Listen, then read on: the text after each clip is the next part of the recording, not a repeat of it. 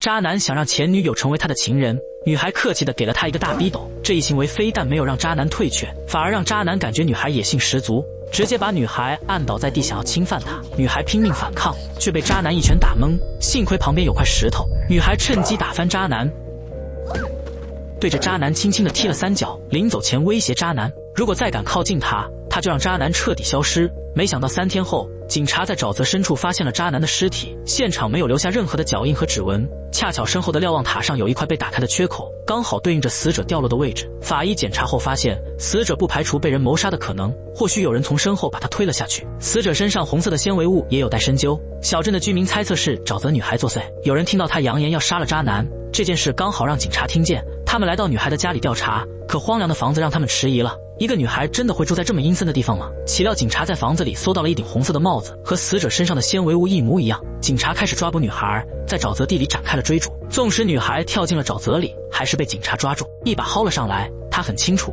不管自己有没有杀人，小镇的人都不会公平地对待自己。好在律师弗兰克主动找到了她，想要为她做辩护律师，但弗兰克要求女孩说出她所有的经历，因为女孩长期独自生活在沼泽深处，人们早已把她遗忘，甚至连她的名字都不知道。弗兰克的出现让女孩看到了希望。女孩名叫基亚，原本她的家庭幸福美满，但酗酒家暴的父亲毁了这一切，长期遭受虐待的母亲不堪家暴，决定离开。妻子的离开让父亲意识到自己的问题，开始对女孩变得友好许多。岂料母亲寄来的一封信打破了这份难得的平静。父亲看到信的内容无比恼怒，基亚想知道内容，却被父亲严词拒绝。当晚父亲就把母亲所有的东西全都烧了。没多久父亲也离开了他，可年幼的他没有时间悲伤，当务之急就是解决温饱问题。他想起父亲曾经带他去挖贻贝，为了挖到新鲜的，他只能5点就起床。当他拿着一袋子贻贝来到商店换取物资时，老板夫妻2人愣住了，他们意识到这个孩子被遗弃了。善良的老板娘送给他一件漂亮的裙子，但一个女孩独自生活终究不是办法。他鼓励女孩大胆地走出去，去学校学习知识才能生存下去。当他鼓起勇气前往学校时，他发现根本融入不到现代生活。从来没读过书的他，甚至连单词都拼不出来。面对同龄人肆无忌惮的嘲笑，他羞愧地从学校跑了出去。这是他人生唯一一次进学校，也是最后一次。而真正改变他命运的人，在他成年后出现了。他经常在树桩上收到各种不同的羽毛，他不知道是谁给他留下的，直到对方留下了一封信。可基亚根本不认识字，他想找人翻译，刚好遇见了放置羽毛的人，竟然是小时候的玩伴泰特。他看出了基亚的难处，主动提出以后教他认字。在学习中，基亚第一次感受到了知识的力量，两人亦师亦友，举止也越发的亲密。基亚主动邀请泰特去他的家里，当泰特来到房间的时候，彻底惊呆了。房间里都是基亚画的沼泽生物，基亚展现出惊人的绘画天赋，这样的基亚让泰特深深着迷。在不久后，两人确定了恋爱关系。而泰特的父亲在得知儿子在和基亚交往时，警告他要认清自己的目标，不要耽误了自己的前程。在接下来的约会中，基亚明显感觉到了泰特隐瞒着什么，迫不得已，泰特说出了要离开这里，准备去读大学。得知消息的基亚非常激动，他怕泰特像家人一样抛弃他，任凭泰特怎么安抚都毫无作用，两人不欢而散。最终泰特还是决定要离开这里，在走之前给他留下了一个出版社的联系方式。他不希望基亚埋没了绘画的天赋，鼓励他把作品寄到出版社，并且还约定下个月就会回来，陪他一起在海边看烟花。从这以后，基亚再一次陷入了孤独，他每天都期盼着泰特回来。终于等到了约定的日子，他换上了唯一一件体面的裙子，早早地来到了海边，等待着泰特。这一等就是1天1夜。他明白泰特是真的抛弃了他，他撕毁了和泰特在一起的一切。在这5年里，他再一次水泥封心。突然，一个陌生人的出现打破了他的平静。男人拿着相机不断地拍摄他的房子，他慌忙地去询问老板，才得知那是地产开发商，想要收购基亚的土地。基亚急忙来到土地规划局查看归属，确定湿地归属于他的爷爷，但却长期没有缴税。如果还不把税收补上，土地就会成为无主之人。为了不让开发商得逞，基亚找到了当初泰特留下的出版社联系方式，准备把自己的作品寄给出版社，赚取稿费来补缴税款。也就在这个时候，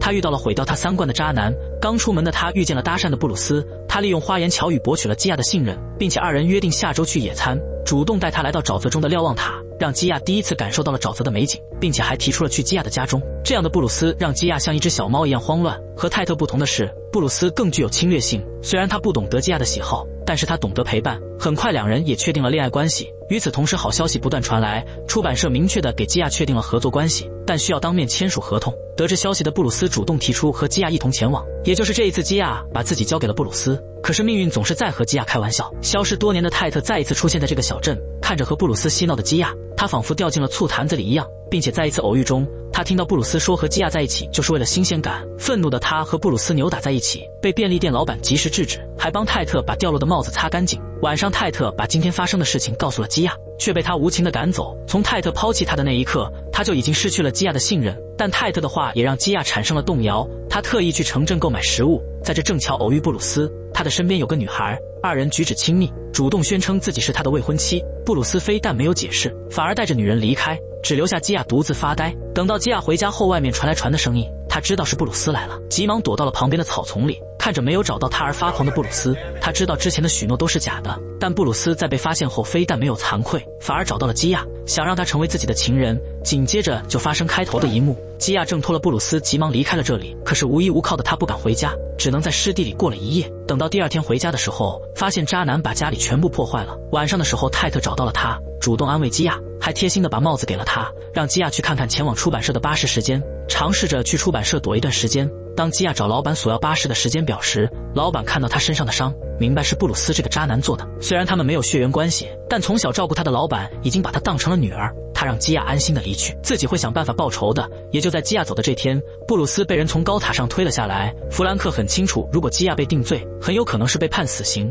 可他要是主动承认罪行，就会获得减刑，可能只要10年甚至7年。这一决定遭到了基亚的强烈反对，因为他很清楚对方根本没有实质性的证据，有的只是一个红色的纤维物。纵使他说过想要杀了布鲁斯，但不代表就是他干的。而且当天有人看到他乘坐大巴去了出版社，晚上还和出版社的主编一起吃饭，所有人都可以为他作证，他有完美的不在场证据。布鲁斯的母亲之所以认定基亚是凶手，那是因为基亚送给他的项链不见了，在别人眼中那是分文不值的东西，可在基亚的眼中有特殊意义，只有基亚才会拿走。好在这些都遭到了弗兰克一一反驳。在最终审判时，他质问在场的所有人，为什么会在没有任何实质性证据的情况，一定要认为基亚有罪？那是因为他们都戴着有色眼镜去看基亚。从小孤苦无依的基亚被认为是狼孩一样的存在，他希望评审团不要因为传言和感觉来判断。基亚有完整的不在场证据，没有人能证明这是一场谋杀。以基亚的身体素质，不可能3个小时内往返两地，还在凌晨把布鲁斯骗到瞭望台杀害他。最终在评审团的决议下，基亚被判定无罪释放，